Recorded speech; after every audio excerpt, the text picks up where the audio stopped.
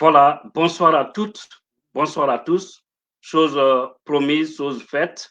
Et je vous avais promis vraiment que ce jour, jeudi 6 juin 2024, on allait avoir un invité surprise que vous voyez ici en direct, qui n'est autre que Thomas, le célèbre journaliste français qui est avec nous.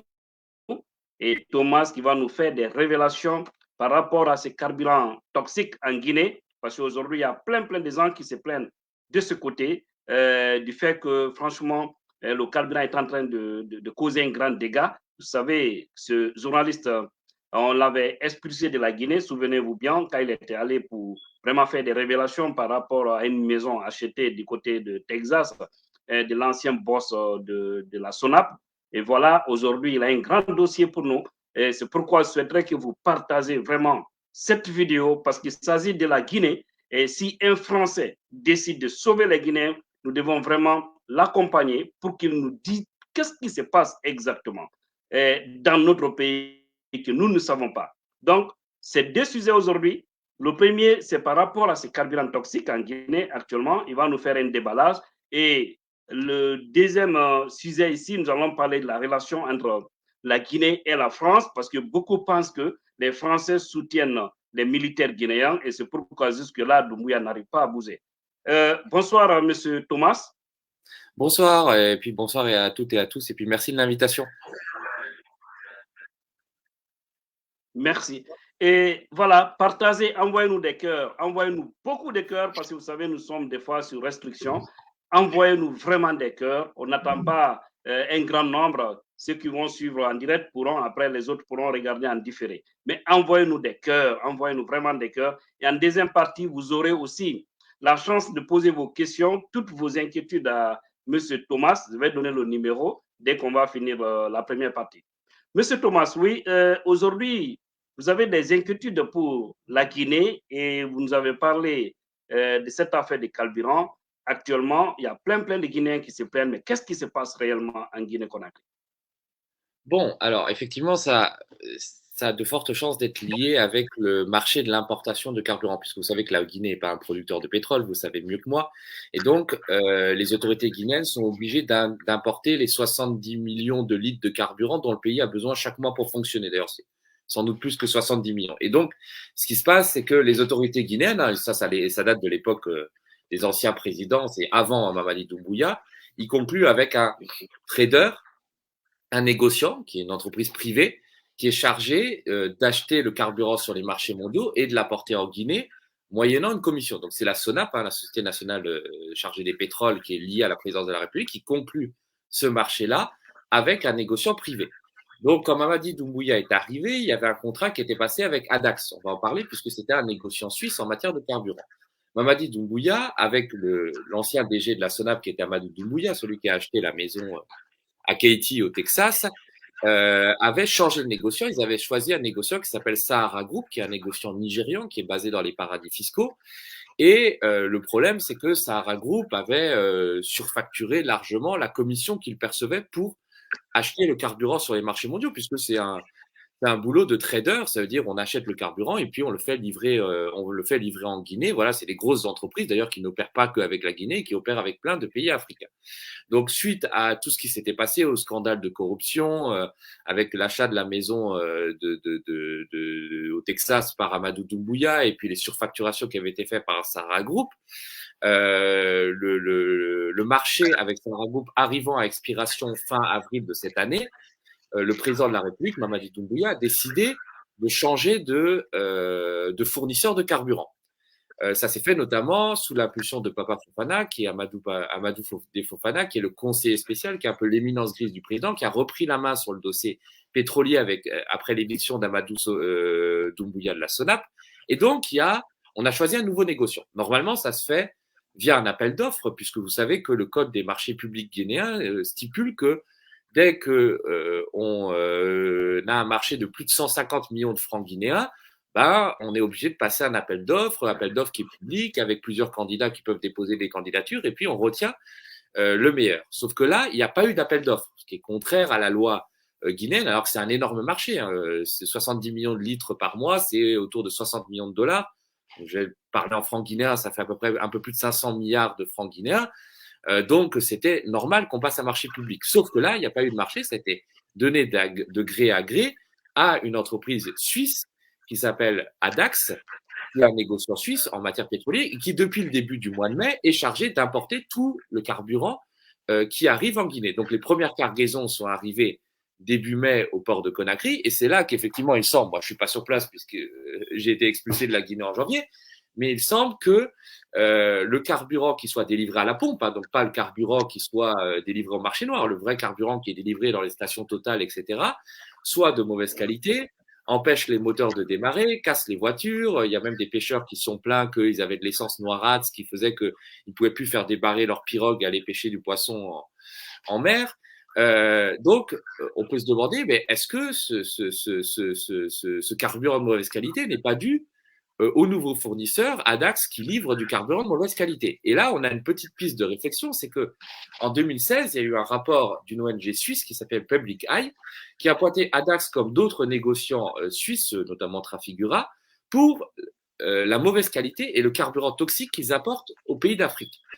Premièrement, du carburant toxique, puisque à l'époque, Public Eye, donc cette ONG, avait fait des prélèvements sur le carburant qui était livré par des sociétés comme Adax en Afrique, hein, dans plusieurs pays d'Afrique. Et Public Eye avait trouvé que les teneurs en soufre et en benzène, donc en produits toxiques, étaient 400 fois supérieures à ce qui était toléré en Europe.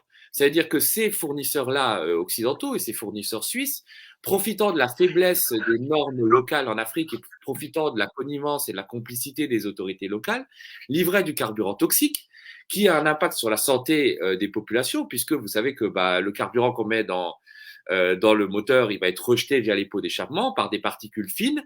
Et évidemment, s'il y a du carburant toxique dans l'air dans une ville, par exemple, très embouteillée comme Conakry, à terme, ça peut faire des maladies respiratoires, des cancers, ça peut faire des morts prématurées.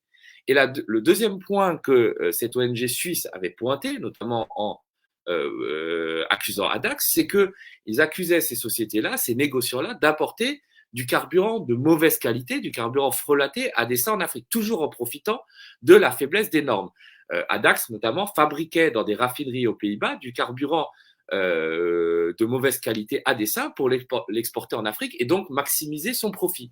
Et effectivement, on se retrouve avec un fournisseur qui change début mai, une cargaison d'un nouveau négociant qui arrive au port de Conakry, et immédiatement, il y a beaucoup de témoignages qui remontent, qui font part de la mauvaise qualité du carburant, mais ça, encore une fois, c'est peut-être que la partie émergée de l'iceberg, puisque ça risque de poser un problème de santé publique, parce que si ce carburant est toxique, a des teneurs en soufre, en benzène plus élevées, ça va faire sur le long terme des morts, ça aura aussi des dégâts sur l'environnement, puisqu'il arrive que le carburant soit rejeté en mer, dans la nature, etc.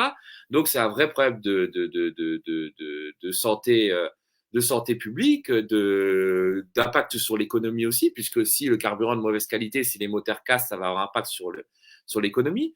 Donc, il faudrait qu'il y ait des prélèvements qui soient faits pour voir, et ça, c'est le travail des autorités guinéennes ou peut-être d'une ONG, pour voir si ce carburant est bien de mauvaise qualité, et puis ensuite demander des comptes aux principaux responsables, qui sont à la fois les gens qui ont signé le contrat, à savoir c'est signé à la présidence de la République, hein, et la SONAP dépend de la présidence de la République, mais aussi à Adax, qui doit rendre des comptes. Si livre du carburant de mauvaise qualité, à un moment, il doit avoir des pénalités, le contrat peut être cassé. En plus, comme dit, il a été passé sans appel d'offres, de gré à gré, à la seule décision de la présidence de la République. Donc voilà un peu la situation là. Moi, je trouve que c'est très bien de mettre, comme ça a été le cas, d'auditionner des responsables guinéens, comme le directeur général de la SOLAP, Moussa Cissé, qui a été auditionné depuis lundi au commandement de la gendarmerie.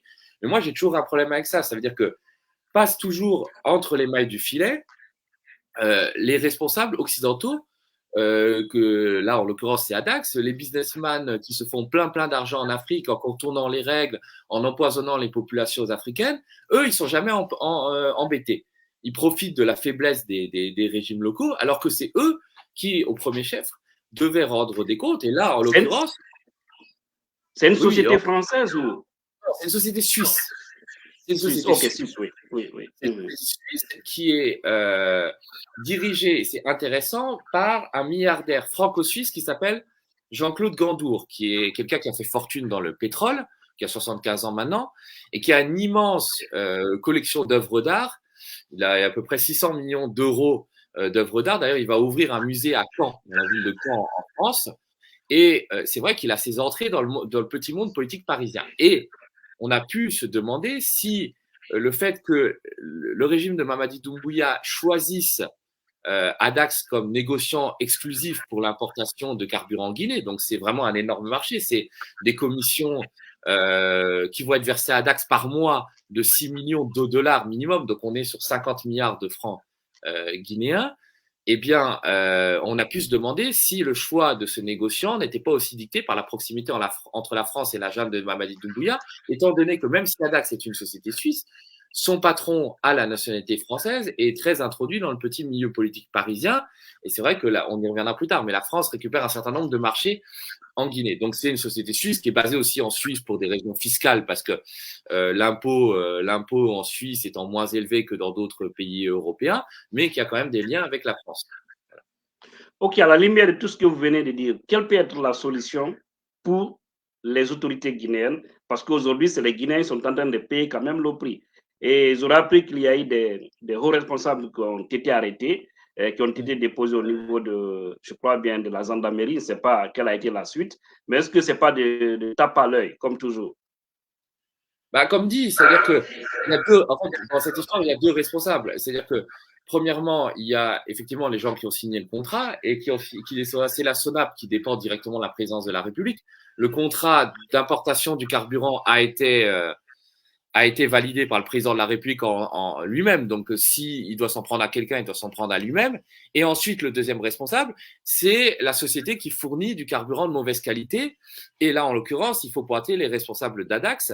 Je pense qu'il y a un bureau qui est là à Conakry, il y a des responsables.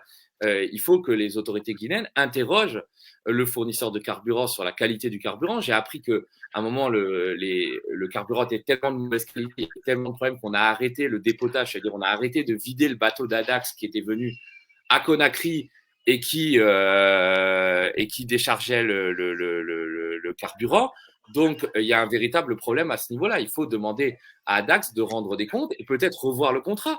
Parce qu'en plus, il a été passé dans des conditions douteuses de gré à gré, avec des commissions qui sont très importantes, donc il laisse penser qu'il peut avoir des mécanismes de corruption. Ça serait l'occasion de tout revoir, de tout remettre à plat, mais c'est peut-être un vœu pieux, dans des conditions de transparence, avec un appel d'offres, plusieurs sociétés, il y a plusieurs négociants qui peuvent candidater, et ensuite le meilleur, celui qui propose le carburant de meilleure qualité, celui qui a été moins empêtré dans des scandales, celui aussi qui propose les commissions les moins élevées, peut être choisi et ça sera tout bénéfice à la fois pour la santé des Guinéens, mais aussi pour les deniers publics de l'État. Mais c'est vrai qu'on n'a jamais vu qu'un contrat de fourniture de carburant avait été passé de gré à gré. C'est-à-dire ça s'était toujours fait par appel d'offres. Sous Alpha Condé, ça s'est fait par appel d'offres, même s'il y avait des problèmes. Hein.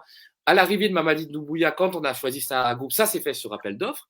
Et là, il y a eu un scandale de corruption qui a touché Sahara Group et Amadou Doumbouya, qui a été limogé de la SONAP et qui est visé par une enquête. Donc on s'est dit, bon, peut-être que les autorités guinéennes ont pris conscience du problème et vont remettre un peu de l'ordre dans la maison et vont faire mieux. Sauf que là, c'est encore pire. Ça veut dire qu'on a l'impression qu'on a chassé une équipe, on a chassé un négociant qui effectivement était visé par un scandale de corruption, mais on a choisi une entreprise, un négociant qui fait encore pire et qui maintenant, par-dessus le marché, importe du carburant de mauvaise qualité qui touche la vie des Guinéens et qui pourrait avoir des conséquences à moyen et long terme. Parce que là, ce qu'on voit, c'est les moteurs cassés, le carburant de mauvaise qualité, le fait que les véhicules peuvent pas rouiller. Donc ça, on va dire, c'est du matériel. C'est grave, mais c'est pas en même temps grave.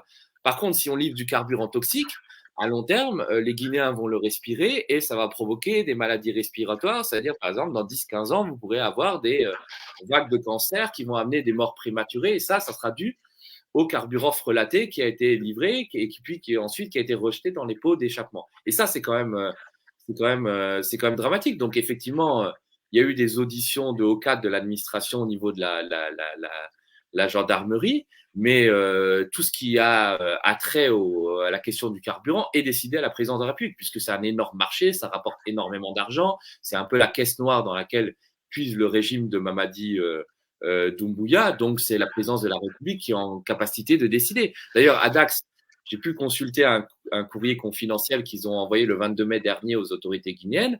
Adax s'est positionné, a proposé ses services pour construire le nouveau terminal, enfin le nouveau entrepôt qui doit contenir notre carburant, le précédent étant, comme vous le savez tous, ayant explosé dans la nuit du 17 au 18 décembre dernier. Donc, Adax s'est positionné bien loin de regretter d'avoir fourni du carburant qui soit pas de bonne qualité. Ils ont envie de se faire encore plus d'argent en construisant le nouveau dépôt de carburant de la Guinée. Donc, c'est quand même, on marche un peu sur la tête. Ok, Monsieur Thomas, et là, j'espère que c'est bien compris. Les Guinéens vont prendre vraiment ce sujet-là avec les deux mêmes, parce que là, il y a beaucoup de gens quand même qui se plaignent actuellement à Conakry. Ça, j'avoue, même les autorités, actuellement, il y a beaucoup qui ont commencé à se plaindre. Donc, ça veut tout simplement dire que les Guinéens doivent se méfier au carburant qui est en train d'être distribué aujourd'hui parce que selon toutes ces révélations, c'est un carburant toxique. Pas pour ne rien, en pleine circulation, vous voyez certains, leurs moteurs s'éteindre d'un seul coup. Maintenant, M. Thomas, nous allons parler de cette relation entre la Guinée et la France. Aujourd'hui, il y a plein de Guinéens qui pointent du doigt à la France, comme quoi la France est en train de soutenir les poutistes guinéens, sachant qu'aujourd'hui, ils ont complètement violé leur charte. Ils ne sont pas en train de faire les choses comme cela se devait. Ils ne veulent pas du tout quitter les affaires.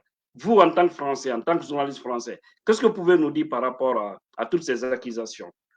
Alors, c'est quelque chose qui est c'est quelque chose qui est vrai, c'est-à-dire le soutien de la France, d'Emmanuel Macron, parce que, pas la France, mais d'Emmanuel Macron au régime de Mamadi Doumbouya est une réalité.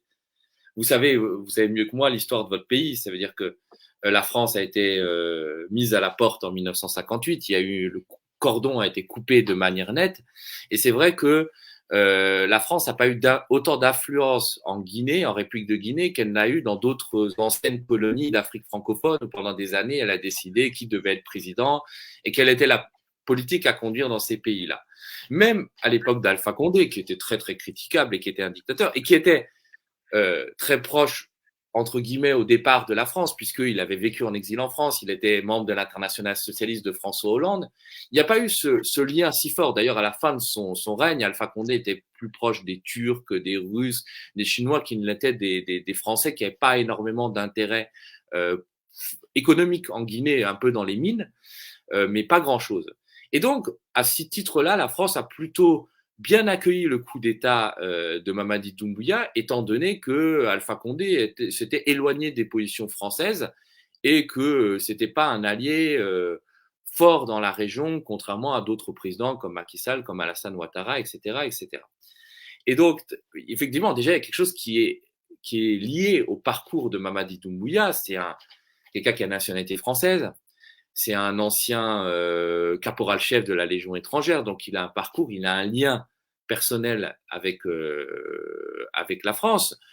C'est pas la France qui est derrière le coup d'État, mais la France, en tout cas, très vite, a repris sa coopération militaire avec la Guinée. D'ailleurs, quelques semaines après le coup d'État, il y a le commandant français des forces françaises qui sont basées au Sénégal, puisqu'il y a 350 soldats français au Sénégal, qui est venu à Conakry, qui a fait un tour en hélicoptère avec Mamadi Doumbouya, qui venait de prendre le pouvoir. Et donc, très vite, on a repris notre coopération, ce qui tranche avec c'est une sorte de deux poids, deux mesures par rapport à l'attitude d'Emmanuel Macron vis-à-vis d'autres juntes comme au Mali ou au Niger. On a condamné très fermement les juntes maliennes et nigériennes. On a pris des sanctions juste parce que ces juntes n'étaient pas favorables à Paris et avaient renversé des pouvoirs qui étaient plutôt francophiles. Donc très vite, voilà, on a remis les choses. Il y a une coopération très forte qui s'est fait jour. Le GIGN français, enfin, on a formé des forces de l'ordre guinéennes, ce qui pouvait poser des problèmes puisque les forces de l'ordre, quand même, répriment les manifestations très durement. Il y a eu 47 morts depuis l'arrivée de Mamadi Doumbouya au pouvoir et ça a été décompté par Amnesty International. Et il y a un lien très fort aujourd'hui entre les autorités françaises et la junte guinéenne, qui est un peu une sorte des derniers des Mohicans, qui est un des derniers soutiens de la France en Afrique, qui est un des derniers pays qui n'a pas encore mis la France dehors, contrairement au Sahel, au Burkina Faso, au Mali, au Niger, et même à d'autres pays qui sont un peu en train de sortir de l'orbite française, je pense au Togo et au Tchad. Et il y a de nombreux projets qui sont financés d'ailleurs par la France.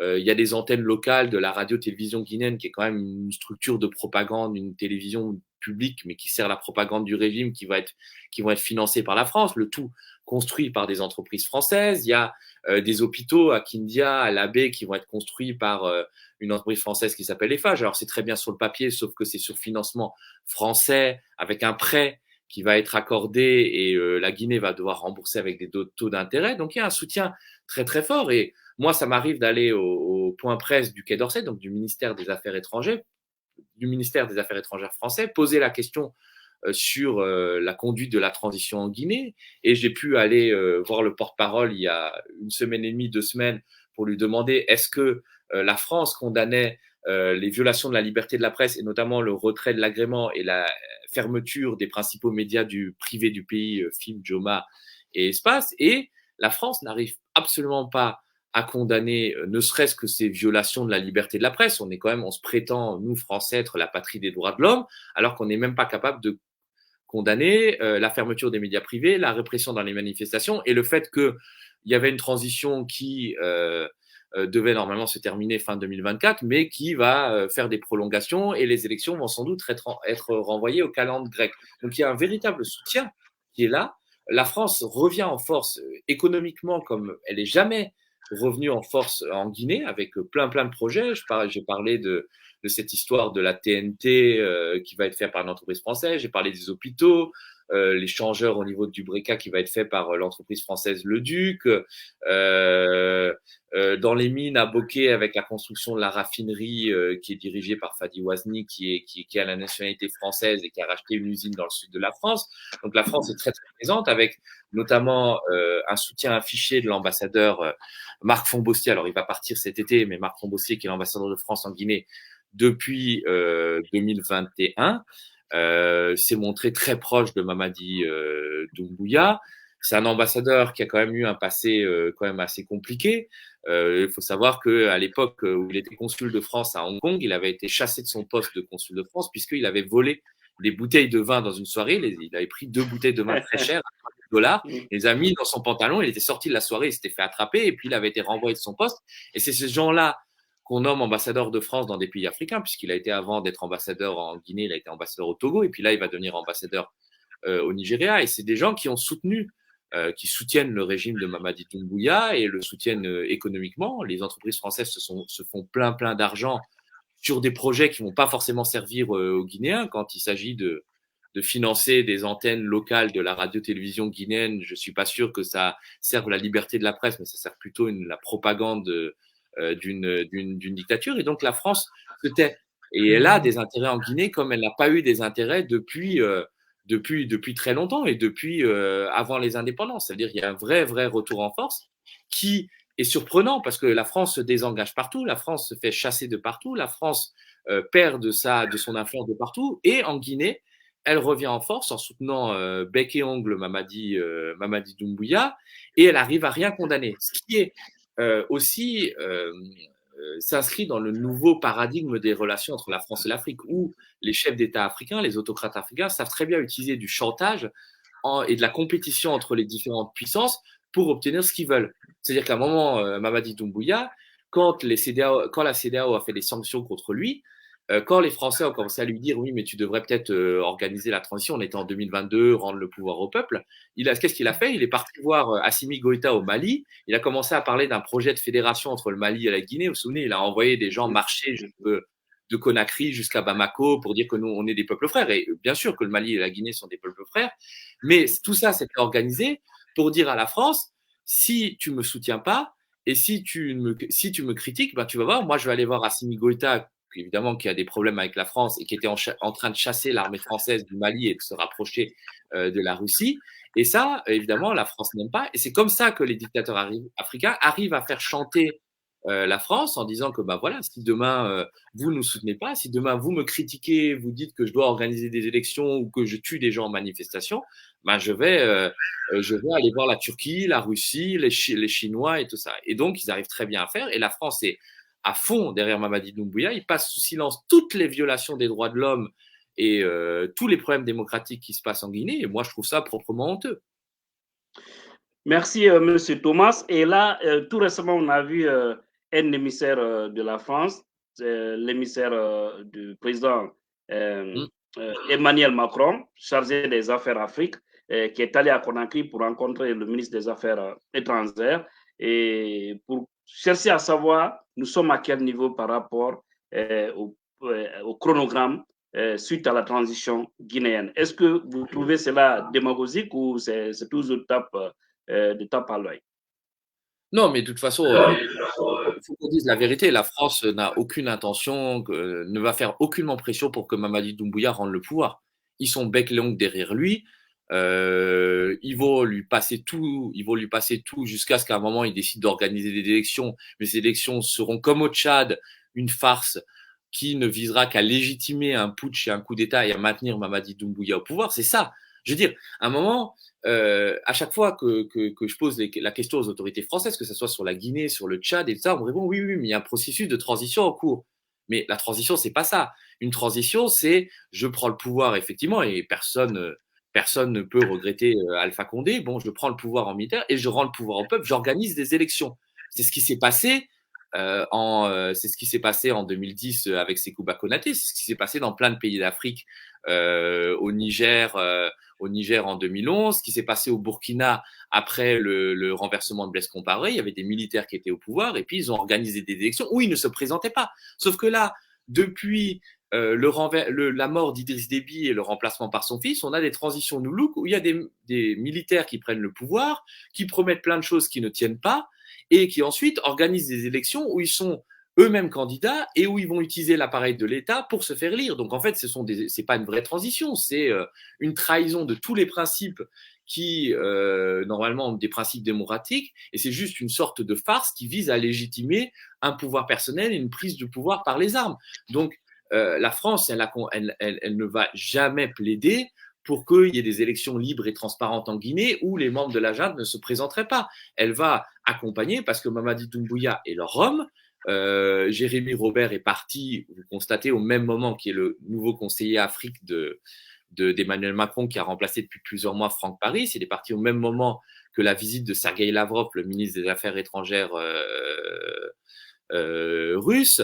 C'était pour s'assurer, non pas pour dire à la junte de se précipiter à faire des élections, mais pour s'assurer que la Guinée reste, en tout cas Mamadi Doumbouya, reste dans de très bons termes avec Paris et que la coopération puisse continuer entre Paris et Conakry, notamment pour toutes les raisons que je vous ai évoquées, les centaines de millions d'euros que les entreprises françaises bénéficient pour des marchés en Guinée. Et ça c'est quelque chose de très important à l'heure où la France perd du terrain en Afrique. Donc moi, j'y crois pas. C'est-à-dire, si les Guinéens ne se sortiront que par eux-mêmes, la France ne viendra pas absolument pas les sauver, puisque le régime actuel en place leur est favorable.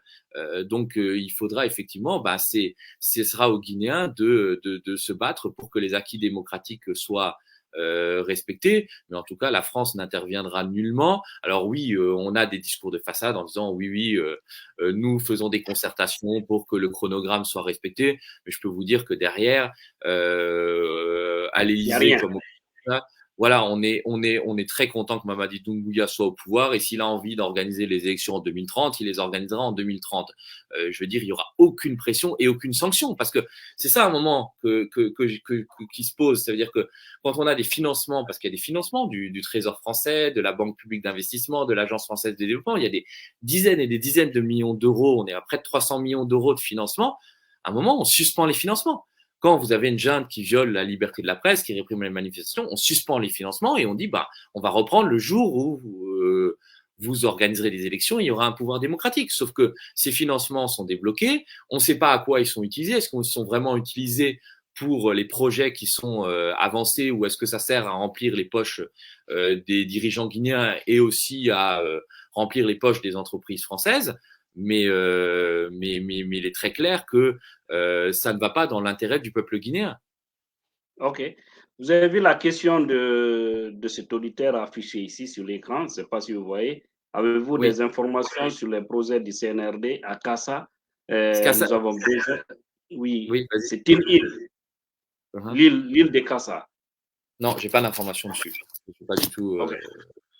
Voilà. Donc, À ce niveau, quel message pour les forces vives de Guinée et les partis politiques? Parce que je pense, et si vraiment il y a une union sacrée, tout ce que la France fera, elle ne pourra pas.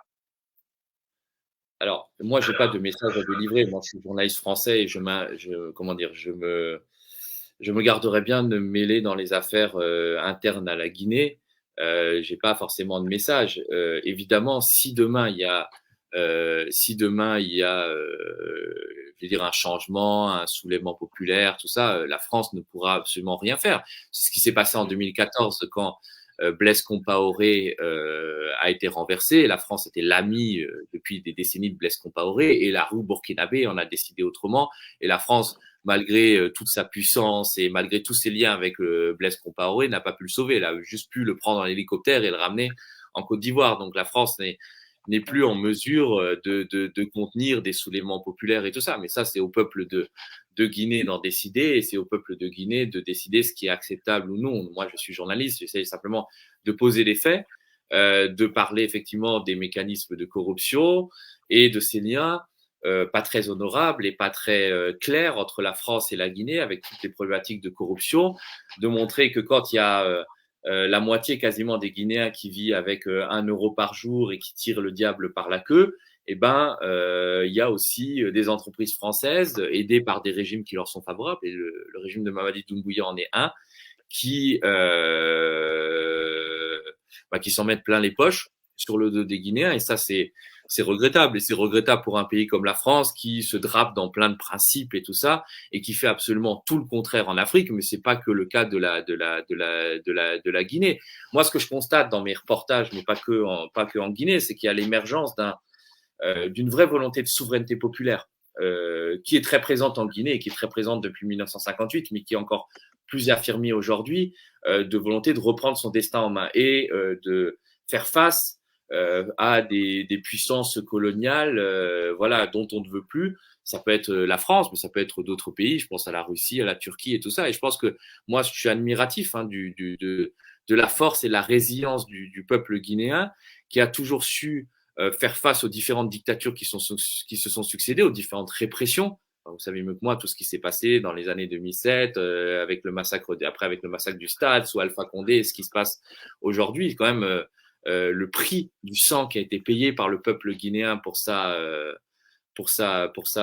liberté et aussi pour son indépendance. C'est-à-dire qu'il y a quelque chose qui est en place depuis 1958, qui est de dire, ben voilà, nous, on prend notre destin en main, on se bat pour notre pays. Et moi, je trouve que c'est admirable. Par contre, ce que je regrette, et ça me rend un peu triste, c'est que sans faire preuve d'ingérence, hein, c'est pas la question d'ingérence, c'est qu'il y a une absence de solidarité totale au niveau international avec la Guinée.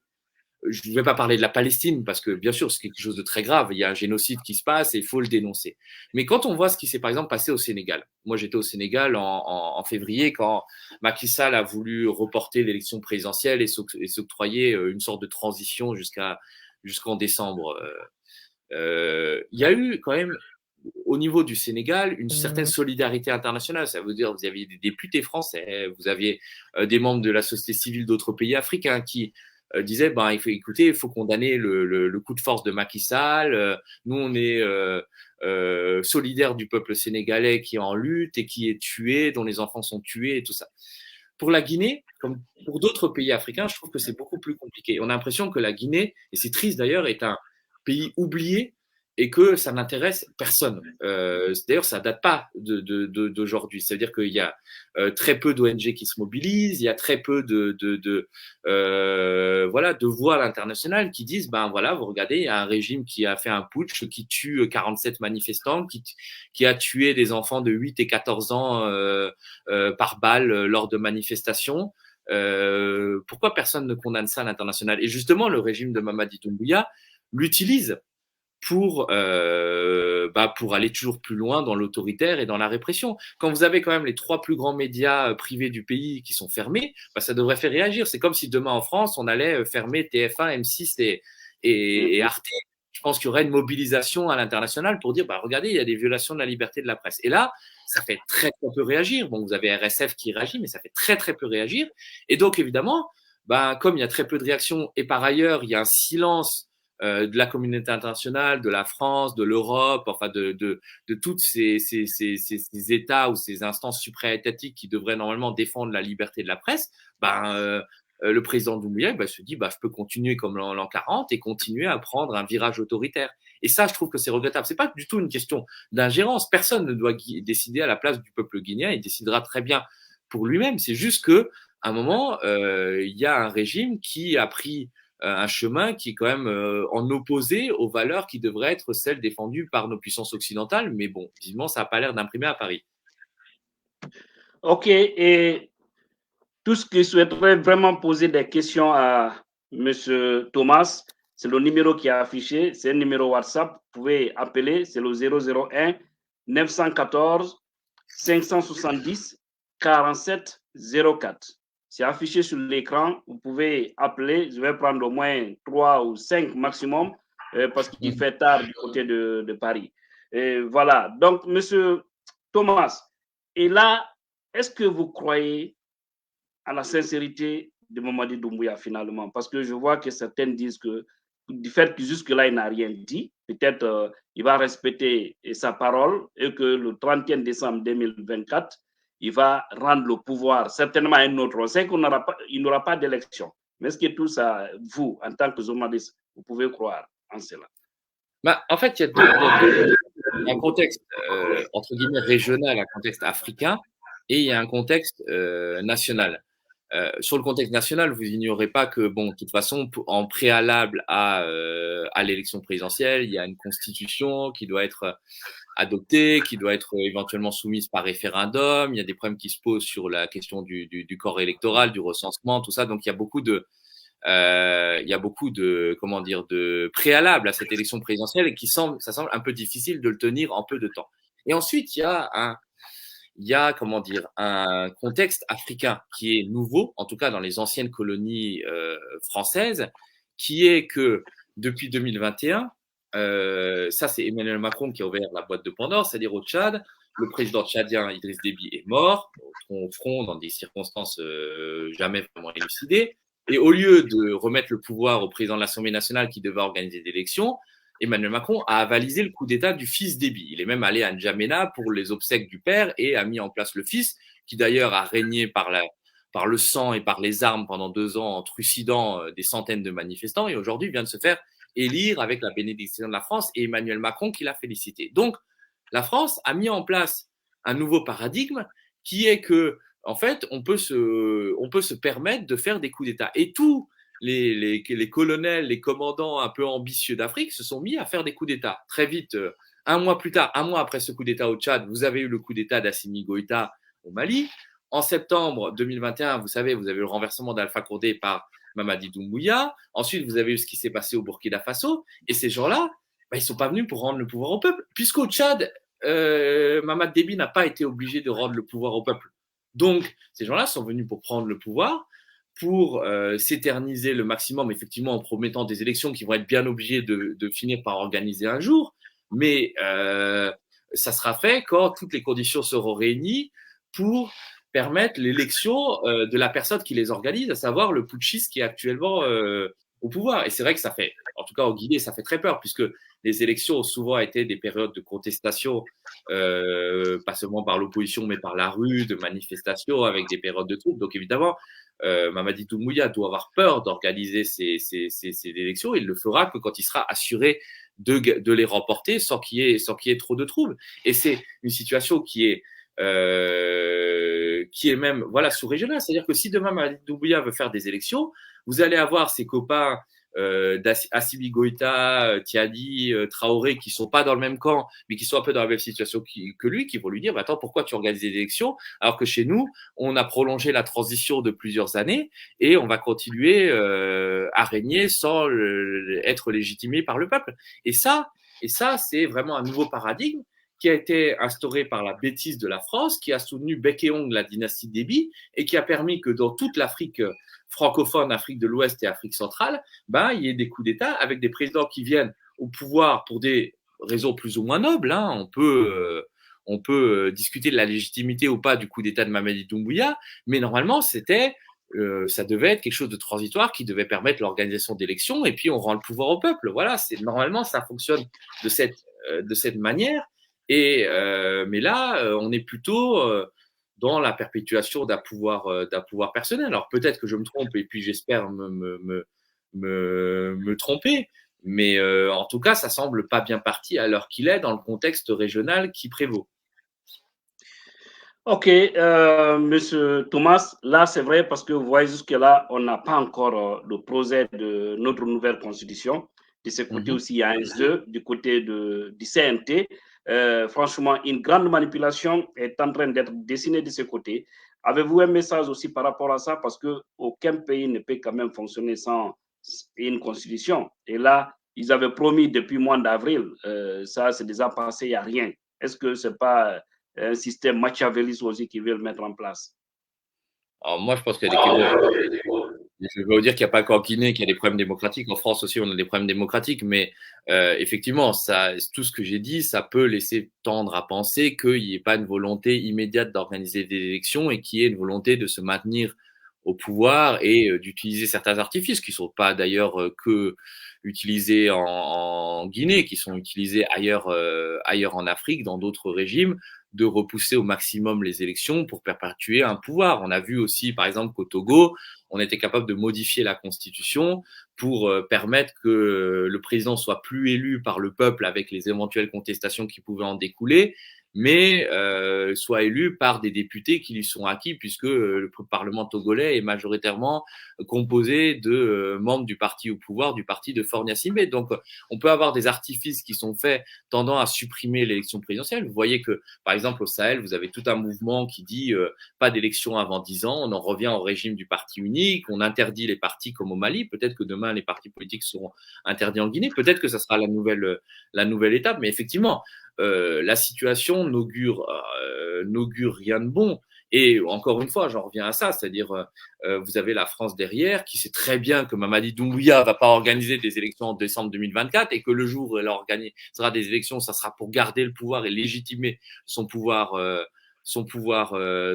lui. La France continue à soutenir et à sortir le chéquier. Moi, ça me fait rire parce que d'un côté, ils disent oui, on a fait des sanctions très dures contre le Mali et le Niger, et le Burkina, on a suspendu les visas, on a arrêté la coopération bilatérale parce que ce sont des jades, ce sont des gens qui ont fait des coups d'État. Bon, ok, très bien. Mais en Guinée, vous avez fait quoi? Il y a eu un coup d'État, il y a une jeune qui veut pas rendre le pouvoir. Pourquoi là, on n'applique pas les mêmes sanctions qu'on applique au Mali ou au Burkina? Et c'est ce deux poids, deux mesures qui décrédibilise complètement la France, où vous avez les beaux putschistes, les mauvais putschistes, hein, comme on dit, les putschistes halal et les autres, ceux qui sont amis avec la France et ceux qui sont amis avec la Russie, et ceux qui sont amis avec la France, et dont Mamadi Doumbouya fait partie, on va tout leur passer et on va tout leur permettre. Et ça, c'est vraiment regrettable. Ok, avez-vous une réponse pour cette question affichée là? Je voudrais savoir sur l'achat des blindés, parce qu'actuellement, il y a des blindés qui sont au pays. Je ne sais pas si vous avez pu mener des enquêtes autour de ça. On nous parle de 500 blindés hein, qui sont actuellement en Guinée. On ne sait pas pour quelle raison, si vous avez une information. Sur la coopération, sur l'achat des blindés, je vais travailler parce que j'aime bien dire des choses qui sont circonstanciées et tout ça. Sur la coopération militaire française, il y a eu beaucoup de choses qui ont circulé. Il y a eu même des rumeurs qui ont circulé sur l'installation d'une sorte de base française du côté de la frontière malienne. Alors ça, c'est pas avéré. Il y a une coopération militaire entre la France et la Guinée. Il y a quelques coopérants militaires et policiers qui sont présents, français qui sont présents en Guinée, par exemple auprès de la police guinéenne, auprès de l'état-major guinéen. Il y a ça. Je pense qu'il y a une aide en termes de renseignement aussi qui est fournie par la France à la République de Guinée, mais il y a une coopération militaire qui est là. D'ailleurs, ça fait l'objet de débats à l'Assemblée nationale française. Il y a un député français qui est la France Insoumise, la gauche, qui s'appelle Auréa Satoul, qui avait posé la question à Sébastien le Cornu, le ministre de la Défense française, en disant mais pourquoi on a repris la coopération militaire avec la Guinée, qui est une junte et qui fait des violations des droits de l'homme, et le Cornu semblait pas vraiment au courant, alors que oui, il y a une vraie coopération militaire qui est là. Il y a pas de base française, il y a pas de base militaire française. C'est aussi lié à l'histoire de la Guinée qui fait que les Guinéens n'accepteraient pas qu'il y ait des bases étrangères et des soldats étrangers sur leur sol, mais il y a une coopération qui existe, hein, coopération militaire, coopération sécuritaire, coopération économique très très forte entre la France et la Guinée et qui ne cesse de se renforcer depuis le putsch du 5 septembre 2021. Donc évidemment, il faudra regarder, moi je regarderai sur les livraisons de matériel militaire par la France à la Guinée. De toute façon, c'est rendu, en tout cas le montant. Oui, mais c'est 500 blindés, je pense bien, c'est pas, ça vient pas de la France, je ne pense pas. Non, c'est pas français. C'est pas français. Mais je regarderai effectivement les montants de livraison, parce qu'on détaille pas en général, mais les montants de livraison de matériel militaire de la France à la Guinée. Je sais que soit Alpha Condé, c'était quelques millions d'euros, c'était vraiment pas grand chose. Voilà. Après, effectivement, les régimes peuvent, il y a beaucoup de moyens. Il y a les Turcs qui vendent les drones, les Russes vendent aussi du matériel militaire. Il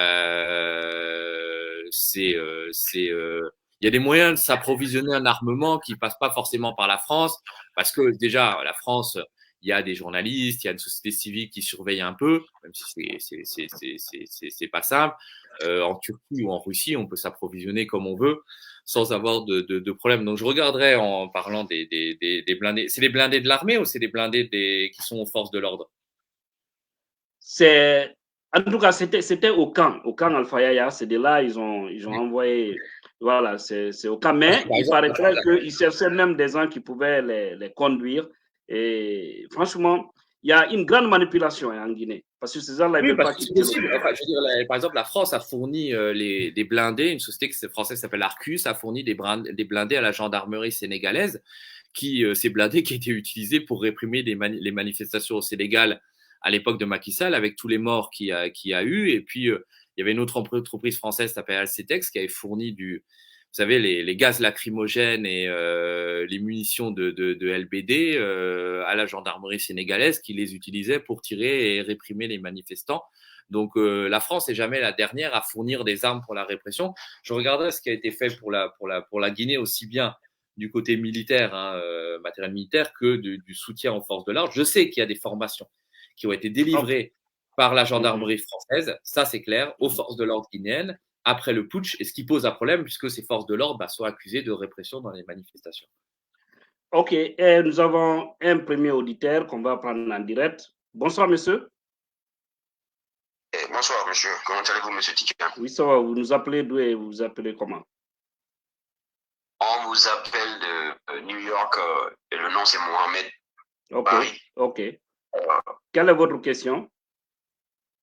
Ok, ma question est que la situation actuelle et la position du gouvernement français en vue de la situation qui se passe en Guinée actuellement avec tout ce qui s'est passé dernièrement, qu'on a vu la fermeture des médias. Ouais, et la position française qu'on a vu un total silence et j'aimerais bien savoir aussi quelle est la position comment on appelle ça, de l'organisation comment on appelle l'Union africaine et le CEDEAO par rapport à ça. Vous avez compris la question? Oui, j'ai compris la question. Alors, il faut regarder sur la CEDEAO, mais je ne les ai pas beaucoup entendus à la CEDEAO, de toute façon. Et l'Union africaine. Bonsoir déjà. Et l'Union africaine, je ne les ai pas entendus condamner ce qui se passe. La CEDEAO, vous le savez, a levé les sanctions contre la Guinée au début de l'année, qui étaient déjà des sanctions qui avaient été assouplies de manière informelle.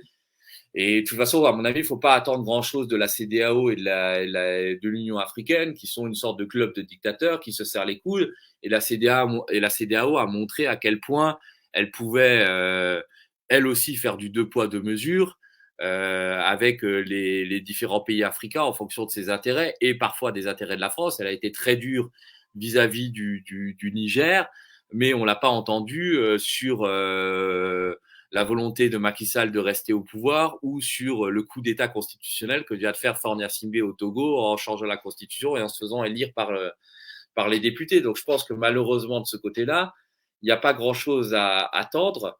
On est malheureusement dans un monde où le poids des organisations internationales est en train de se déliter, de s'affaiblir, et elles ne sont plus en capacité, par leur propre contradiction, par leur propre faiblesse, de réguler les différentes dérives de certains États.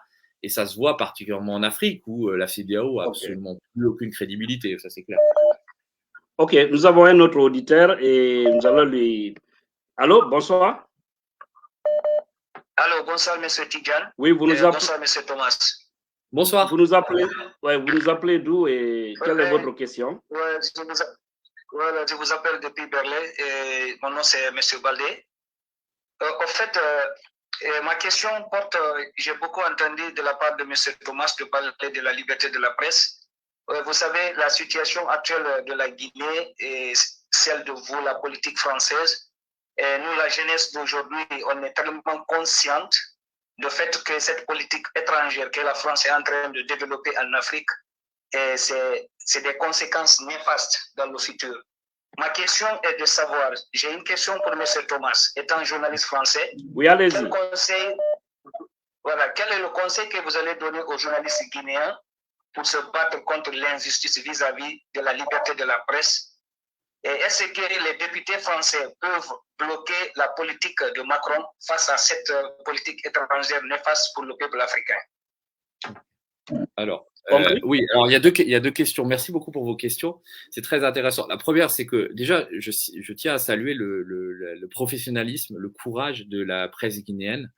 Vous savez que c'est une presse qui est de qualité depuis très longtemps, le Lynx, etc. Et vraiment, les médias privés, moi, j'ai beaucoup d'admiration pour ce qui est fait en Guinée, ce qui est fait par les grands médias privés dans le contexte particulier de menaces permanentes, d'atteinte à la liberté de la presse. C'est quelque chose de très dur. Donc évidemment, il y a une mobilisation qui est en train d'être faite. Et ce que j'ai regretté avant, c'est qu'il n'y ait pas plus de mobilisation à l'international pour soutenir justement la presse guinéenne et que de la part de mes autres confrères, que ce soit français ou étrangers, il n'y ait pas une sorte de bouclier qui soit levé pour dire au régime de Mamadi Doumbouya de rétablir ces médias privés dans leurs droits et de les laisser faire leur travail de journaliste. Donc effectivement, c'est un vrai combat que d'arriver à porter ce sujet à l'international pour que on se rend compte. Mais la Guinée fait l'objet d'une indifférence qui effectivement arrange le régime de Mamadi Doumbouya, et je trouve ça révoltant et triste. Sur la question de la politique française, alors effectivement, il y a des députés qui ont posé, des députés notamment de la gauche, j'en parlais tout à l'heure, de la France Insoumise, qui ont posé des questions sur la Guinée. Il y a un moment, Jean-Luc Mélenchon, dans les années 2020, avait dénoncé la situation en Guinée au moment des manifestations contre le troisième mandat de Alpha Condé. Simplement, il se trouve que ces gens-là ne sont pas aux manettes. Peut-être d'ailleurs que s'ils seraient demain aux manettes, ils feraient autrement, mais ils n'ont pas des capacités de bloquer des décisions qui soient prises, même de bloquer des financements, puisque ça revient à une décision étatique, et actuellement au pouvoir, c'est Emmanuel Macron. Et effectivement, moi j'ai posé la question, je suis allé voir le porte-parole du Quai d'Orsay, donc du ministère des Affaires étrangères français, je leur ai demandé, mais maintenant qu'il y a des atteintes à la liberté de la presse, vous décaissez 66 millions d'euros de prêts français pour financer un projet de TNT, donc de télévision numérique terrestre, donc on va faire passer de l'analogique à la télévision numérique terrestre, qui, soi-disant, va favoriser la liberté de la presse. Sauf que ce projet, qui est mené par une entreprise qui s'appelle Thomson, si demain il y a une TNT en Guinée, on va mettre quoi dedans? Puisque tous les médias sont interdits, il y aura RTG1, RTG2, et puis ça sera terminé. Donc, moi j'ai demandé, est-ce que vous allez suspendre ce projet le temps qu'il y ait des clarifications qui soient faites et des garanties qui soient données pour la liberté de la presse?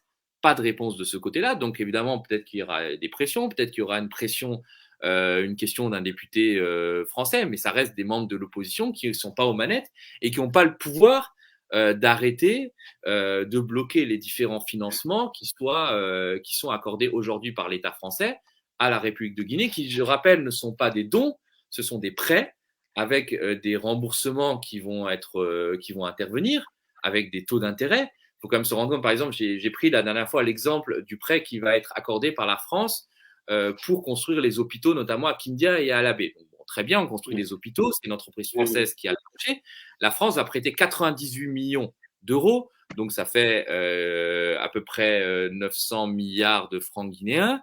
Et sauf que, in fine, à la fin, la Guinée va rembourser près de 150 millions d'euros. Donc, on va être à 1400 milliards de francs guinéens. Donc, le Trésor français va se faire de l'argent en récupérant non seulement sa mise de fonds de départ, mais aussi les taux d'intérêt avec les primes d'assurance du contrat de prêt. Et par ailleurs, une entreprise française va se faire de l'argent alors que je ne suis pas sûr qu'il y ait eu un appel d'offres et une mise en concurrence. Quand la France finance des projets, elle existe que ce soit des entreprises françaises qui récupèrent les marchés, même si ce sont des prêts et même si d'autres entreprises sont moins chères. Vous pensez bien que la Guinée, par exemple, avec tout l'argent qui est récupéré de la bauxite, les milliards et les milliards d'euros qui sont extraits chaque année et qui engraissent des entreprises étrangères, si ces mêmes entreprises étrangères, dont d'ailleurs il y a des françaises et puis il y a des entreprises dirigées par des Français comme la SMB, si ces entreprises payaient vraiment leurs impôts en Guinée et payaient ce qu'elles doivent à l'État guinéen, je peux vous dire que ces hôpitaux, on n'aurait pas besoin d'aller demander à la France de nous faire un prêt pour les financer. Les Guinéens pourraient largement les financer sur fonds propres et pour les construire par eux-mêmes. Donc voilà, je pense qu'il y a tout un problème qui se pose autour de ça, mais il ne faut pas attendre grand-chose de la politique française qui, à mon avis, va pas changer. C'est-à-dire il y a une telle frilosité et ils ont tellement peur de se faire remplacer par les Russes. Vous avez remarqué que Sergueï Lavrov arrive à Conakry, c'était absolument pas prévu. Il arrive un peu en visite surprise. Vous avez le conseiller Afrique d'Emmanuel Macron qui se précipite ventre à terre pour s'assurer que la junte de Mamadi Doumbouya n'est pas en train de s'acoquiner avec les Russes. Donc, moi, je pense qu'il ne faudra rien attendre de ça, à part une certaine pression. Si demain, les Guinéens se saisissent de tel ou tel sujet, disent voilà, il faut que la France arrête ses financements, peut-être que ça permettra de faire une pression qui permettra à la France de revoir sa position, mais c'est compliqué. OK. Et nous allons prendre ces derniers auditeurs parce qu'on a maintenant 56 minutes de débat.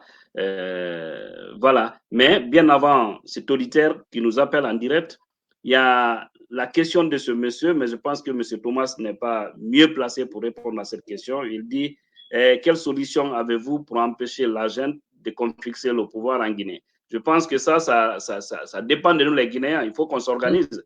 Les partis politiques et la société civile, la presse, tout le monde aujourd'hui, on doit se donner les mains pour faire face à ces qui se qualifient toujours les voyous de la République. Parce que ce qu'ils sont en train de faire, c'est vraiment grave. Et voilà, nous avons Pardon, Sankara disait quelque chose, il disait toujours il faut mieux faire un pas avec le peuple plutôt que 10 pas sans le peuple, et c'est quelque chose de vrai. La solution ne viendra que par les Guinéens, il n'y aura pas de sauveurs étrangers. Bien sûr, il y a des mécanismes de solidarité. On est tous des êtres humains, et moi, le premier, je suis scandalisé quand il y a un enfant qui est tué dans une manifestation à Conakry ou à Labé ou à Nzérékoré ou n'importe où. Bien sûr, je suis scandalisé, mais ça ne sera pas aux étrangers ou à quelconque sauveurs et tout ça de faire travailler à la place des Guinéens. Les Guinéens sont suffisamment courageux, résilients et intelligents pour trouver leurs propres solutions par eux-mêmes. Mais on a un problème ethnique, M. Thomas, il faut oser le dire. On est divisé en ethnie. Voilà ce qui nous fatigue. Oubliant que si la Guinée marche, c'est pour toutes les communautés, y compris même les étrangers qui y vivent. Mais à chaque fois, les gens, ils regardent les noms des familles et puis voilà, les intérêts personnels. L'intelligence guinéenne, c'est l'intérêt personnel. Les citoyens, c'est sur base ethnique. Voilà, on doit s'en débarrasser de tout ça. Un dernier auditeur. Oui, monsieur, bonsoir. Oui, bonsoir, c'est Diallo Ibrahim, depuis la Suisse. OK, quelle est votre question pour monsieur Thomas? Ma question est de savoir, il nous a expliqué largement la position de la France et si il sait un peu la position aussi des Américains ou bien c'est toujours moi tu me laisses ça, je te laisse ça entre la France et les États-Unis. Ça c'est un. Et puis deuxièmement, il nous donne toujours des choses à nous occuper. Par exemple, il parle de PV, il parle de maladies de Doumbouya, tout ça. Est-ce que ça, il a aussi des renseignements sur ça, sur la situation physique ou mentale de Doumbouya? C'est les deux questions. Monsieur Thomas, vous avez compris? OK, je rajoute cette troisième question d'un autre auditeur. On va se limiter à ça, et vu que le temps est... Voilà, il dit, quelle est votre lecture sur la dernière sortie de Selouda Lendialo sur RFI, Afrique Midi? Voilà, c'est notre auditeur. Je vais répondre aux trois questions. La première question, merci pour ces questions, c'est très intéressant, sur la position des États-Unis. Alors, pendant très longtemps, effectivement, de manière générale, en Afrique francophone, les États-Unis ont plutôt été à la remorque de la France. Il semble qu'aujourd'hui, les États-Unis se soient un peu détachés de la France. Par exemple, on l'a vu au Niger, quand il y a eu le coup d'État contre Mohamed Bazoum en juillet dernier, les États-Unis ont été beaucoup plus doux et beaucoup plus complaisants avec la nouvelle junte que l'a été Emmanuel Macron. D'ailleurs, ce qui ne leur a pas servi, puisque les États-Unis ont fini par être chassés eux aussi du Niger. Sur la question de la Guinée, on aurait pu s'attendre à ce que les États-Unis aient des positions beaucoup plus fermes, mais c'est vrai qu'on les entend quasiment plus. Moi, je les entends quasiment plus prendre position sur la liberté de la presse, sur la répression des manifestations, sur le calendrier. Il y a une sorte de silence qui se fait. Je ne crois pas qu'il est forcément dicté par seulement les liens avec la France, mais je pense que c'est une des raisons. Mais je pense aussi que voilà, les États-Unis ont décidé de composer avec la junte de Mamadi Doumbouya parce que eux aussi ont peur de se voir supplantés par les Russes, par les Turcs et tout ça. Donc l'ennemi de mes ennemis étant mes amis et tout ça, on va se taire et puis on va cautionner ce qui est en train de se passer en Guinée. Sur la question de la santé de Mamadi Doumbouya, non, je ne me permettrai pas de parler d'informations que je n'ai pas et qui ne sont pas fiables. Il y a beaucoup de choses qui ont circulé. Moi, je lui souhaite absolument rien de mal. Effectivement, il y a des articles de Jeune Afrique qui parlent qu'il est reclus dans son palais et qu'il est de plus en plus seul. C'est malheureusement l'exercice du pouvoir et tout ça conduit des fois à être reclus et à se voir des ennemis partout. J'ose espérer que le changement en Guinée se fera par des voies démocratiques et non par la mort de Mamadi Doumbouya, qui, quoi qu'on puisse lui reprocher, on lui souhaite pas ça. Sur la sortie de Cellou Dalla Diallo, j'ai pas écouté en intégralité. Moi, je trouve que si effectivement, visiblement, il disait que la junte actuelle de Mamadi Doumbouya est soutenue par l'Occident, c'est bien parce qu'effectivement, Cellou Dalla Diallo pendant des années a été assez proche de l'Occident. Il a travaillé aussi avec des sociétés françaises et tout ça, et c'est bien de se rendre compte que justement aussi l'Occident n'est pas forcément, et la France notamment, n'est pas forcément source d'amélioration et de changement démocratique en Guinée, et que justement ce changement-là ne viendra que par les Guinéens eux-mêmes. Après, moi, j'ai pas apprécié la sortie de tel ou tel acteur politique en Guinée. Ce qu'on peut espérer, c'est qu'il y ait des élections libres et démocratiques et transparentes, et entre guillemets que le meilleur des Guinéens gagne, et surtout sans ingérence étrangère. C'est ça qu'on peut espérer. Monsieur Thomas, un mot de la fin. Écoutez, merci à vous. Merci pour ce débat-là. Je pense que c'était très intéressant.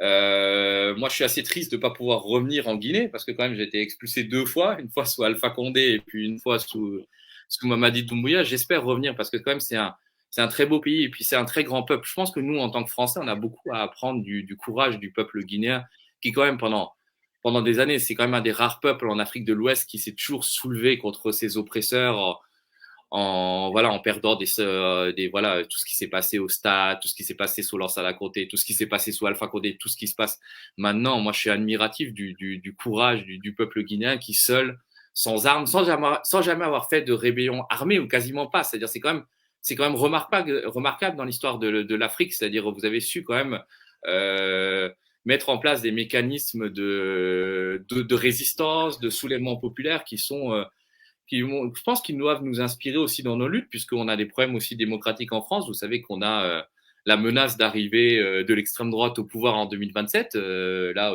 on va avoir les élections européennes dimanche et l'extrême droite, c'est le Rassemblement national qui va gagner. Nous aussi, à un moment, on va devoir mettre en place des mécanismes de résistance. Et je pense que ce qui se passe en Guinée est vraiment admirable. Et encore une fois, moi, ça me bouleverse de voir le silence qu'il y a autour de ça. Quand j'étais en Guinée en janvier, avant de me faire expulser, il y a eu des manifestations et puis il y a un gamin qui est sorti à Conakry.